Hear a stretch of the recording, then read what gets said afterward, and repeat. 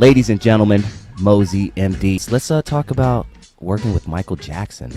I was working on a track the day that he died for him. You worked with Prince. So he was kind of leaning on me like that. And he was like, what do I say, Mo? What do I sing? And I'm going, say this, do that. Yeah, talk to me about your relationship with New Edition. When Tupac heard some of the stuff we were doing at Interscope and was like, who is this? What was Pac like as a person? Some of the things that he would talk about in conversations kind of made us feel weird. You know, he was talking about dying and people killing him. And I did Thug Life album and Me Against the World. Let's talk about Running real quick, which is a classic song. He was starting to beef with Stretch because they had me take Stretch off of it. Did you record Tupac while he was in prison? I tried to, yeah. Take me back to you working on, was it Me Against the World? Mm-hmm. Oh, okay. And Thug Life. Okay, Thug Life 1, right? Yeah. Take me back to that time. What was it like? That was interesting because I was initially producing a guy from Long Beach named Radio, and he was actually the first rap artist signed to Interscope in like 89, 90 or something, and had been working on this project a long time. When one of my mentors, Keith Clark, he was working on it, he asked me if I wanted to be involved, and so I got involved with it, and because of that music, which we had been recording since I think it was like 92 all the way up until 95. Tupac heard some of the stuff we were doing at Interscope and was like, who is this? Who is this dude? I want to hear, I want to work with him. And they called me and asked me if I wanted to work on some remixes of some songs that he had to see what they would do with them. And I said, sure. And the first thing I worked on was From the Cradle to the Grave. And Running from the Police, which had Biggie Smalls on it. Yes, slow down, because I want to get to all of that. Trust me, man. Those are all stories in itself, dog. Yeah. And also, Lord Knows, that was the third one. It was three of them. Lord Knows was the third. Mm-hmm. Damn. And it was crazy. Pac heard that and was like, dude, like I went from sitting at home wondering what was going to happen to all of a sudden I was on the radio a week after, getting that phone call. They put Cradle to the Grave out and they wanted me to go to the studio to do more stuff with him. So they flew me to New York and I was like, okay. Not knowing what I was going to do, I just took my stuff and my discs and he came in and just like immediately he took to me because he felt like I knew what I was doing. And we worked on Outlaw that day, and that was actually for Me Against the World. I did the last song that they had for Thug Life, and they put it out immediately before anything. So it was crazy. Damn. Did you record Tupac while he was in prison? I tried to, yeah. How'd that work? Yeah, we did. Tell me the story about that. Well, we were recording a song, and I don't remember the title right now. They ended up using it for Dramacidal's album that never came out either. But, which were the Outlaws, right? Or became the Outlaws? Right, the Outlaws. Yeah, they were called Young Niggas, and then they were called Dramacidal. Oh, okay. Oh, Young Niggas and Young Thugs, and then Dramacidal, and then Outlaw. But and it's interesting because most of their names came from songs that I did.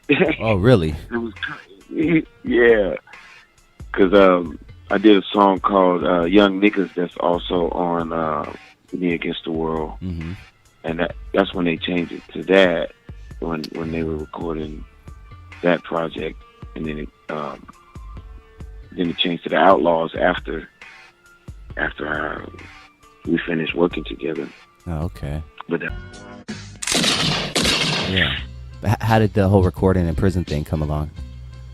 That was okay. So we were working on this song, that had, it was supposed to be Thug Life, Dramacidal, and Tupac all together. Mm-hmm.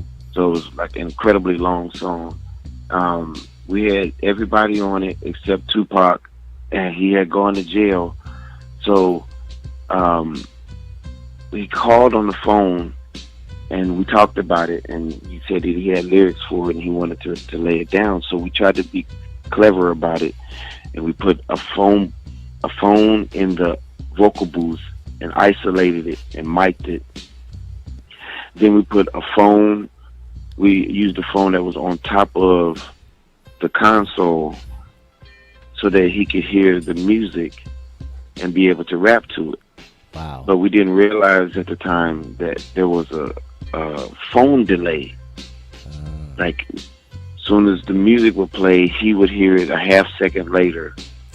Then when he rapped, we would get it back even a second later. Plus, we would have the music with it. So it was like it created this really, really crazy noise. And so we wasn't able to get it. It turns out, I just found this out like maybe last week. Somebody had asked me about it and said that they have a version of it with Pac talking on it instead of rapping. Okay. So I think what they did was, after we tried that, because that was my last session ever with them. That was the last one. Wait a minute. No, there was one more. There was one more where I did in the late night, but we didn't get to finish that. So I thought it was complete, and I guess they went back and added him talking into it instead of, and tried to put it out. Okay, damn. But it was right when he was going to death row, so everything got a hold. Like we put a hold on everything. So let's talk about "Running" real quick, which is a classic song and has both Biggie and Pac on it. Did you know they were gonna, or was that the whole plan to have them on the song together? Or was that added later? Talk to me about that song. Yeah, they actually did that song originally with Easy Mo B. He was the producer, and it had Biggie, it had Stretch, and it had Edie Mean when he was young. He was like 16 or 17, and the hook had, I don't know if you remember this rapper named Kid Vicious. Doesn't it was a Jamaican kid who, he had some songs that was out like around 93 or something, but he did like little Rasta kind of thing, and they had him on the chorus of it, but his mom didn't want him associated with Tupac because of a lot of the stuff that was going on. So they had to take him off. And so at the time that I got the song to work on it, I think he was starting to beef with Stretch because they had me take Stretch off of it. Oh, really? Yeah. And had to edit him out of it. And then not long after that, he started beefing with Biggie, and it was like, oh wow. Was this around the time that he got shot? The first time? At the time that I worked on it, yeah. Okay. It was like, let's see. Well, I would say it was a year before he got shot. Okay, because that was in '94 when he got shot, I believe. It was '94. You know better than I. No, he got shot in. It was the one in New York in the elevator, or the. Yeah, that was in '94, wasn't it? I think it was I think that was. I feel like I did a thing on it in history or in class in 1994, and I was in 10th grade. I know I was supposed to be there, but I had it was '94. Yes, I'm looking at it right now. Yeah, 1994. Yeah, it sure was. Okay. Now here's the thing: I was supposed to be there for that because we had just started doing stuff together. But I had work that I was doing in LA, and I couldn't do it. You were supposed to be there. Yeah, I was supposed to do that session with him. What? So when I get home from the studio and I see that on TV, I'm like, holy shit, what? Wow. Yes, I was supposed to be there. and that was crazy. Damn. And in fact, I know what I was working on too. It was a girl that that was signed to Capitol Records that I knew from the hood. And there was problems, serious problems, and I remember that because I was upset because the project was like kind of sketchy and the label was acting funny. So I was upset about missing going out there. But when I got home from the studio, I was like, oh, maybe I was meant to not be there. You know, so I had that whole thing going on in my head. Ooh, you'd have been part of hip hop history in a whole other way, man. Whole nother way. Yep. Let's talk about working with Michael Jackson. Oh yeah. Yeah, please. Yeah, tell me that. I actually can't talk about that too much. Okay. Fair enough, man. I got a $10 million confidentiality contract I signed that I can't really talk too much about it in the press. Okay, well shit. I don't have $10 million, so let's move on. I could talk a little about. Yeah. Talk as much as you can, actually. Well, here's the thing. I was I don't know if you know who Dr. Freeze is. Sounds familiar. He's a producer that was with Spider-Man, and they did Poison for BBD. Of course, now I know. Do Me Baby. Yes. He did Sex You Up for Color Me Bad and Break It Down for Michael.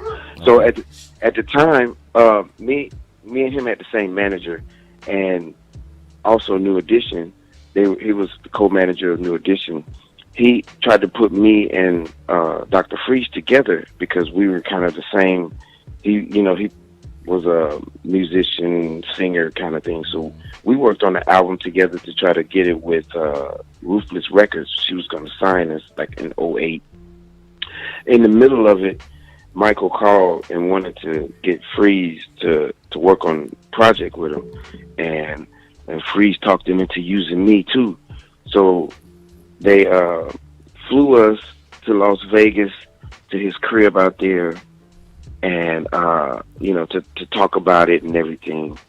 And so I got to meet him and meet Blanket and chill with him and talk music and stuff. And at that point, he welcomed me to the family and wanted me to, just to help out, write songs, do tracks, whatever he needed.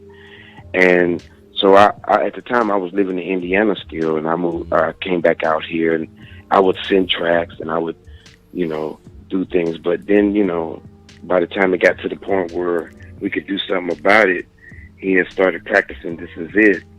And then, he died right in the middle of, I was working on a track the day that he died for him. And that was crazy. So I didn't really get to do too much with him because, his schedule was crazy. But, I was part of the team. Yeah. Hey, you can at least say that. Just don't say anymore because I don't want you to get in trouble, man. Yes. You mentioned New Edition. New Edition, yeah. Talk to me about your relationship with New Edition. Let's see. Like I told you, we had managers in common. He was co-manager, and initially he wanted me to write a song for Ron DeVoe to perform, to produce him. So I wrote and produced a song, and he loved it and wanted to do it. But once he did it, the guys from BBD, they wanted to be a part of it. And so they called me and was like, BBD's going to do the song. I'm like, oh, okay. That's crazy. All right.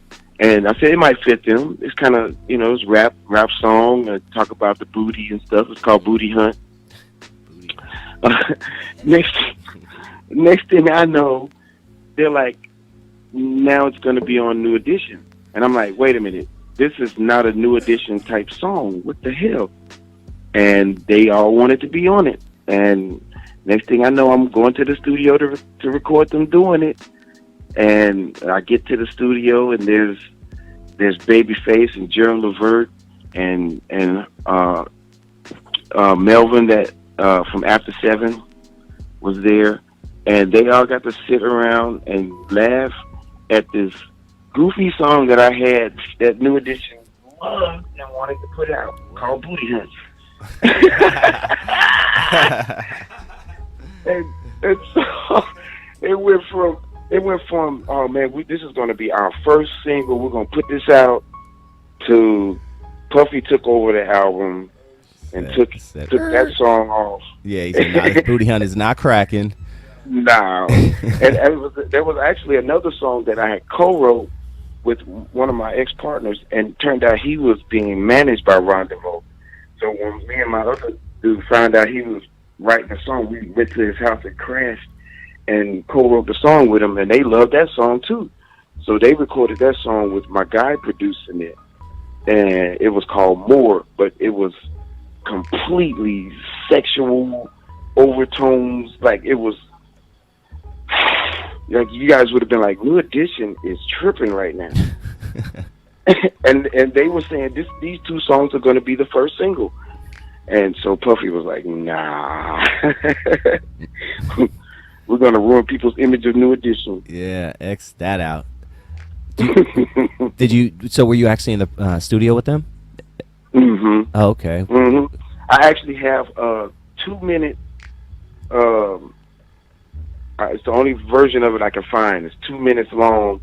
It has the intro with Johnny Gill on the drum. Oh, you like the booty? I like the booty. You know, and all that stuff. Oh my God.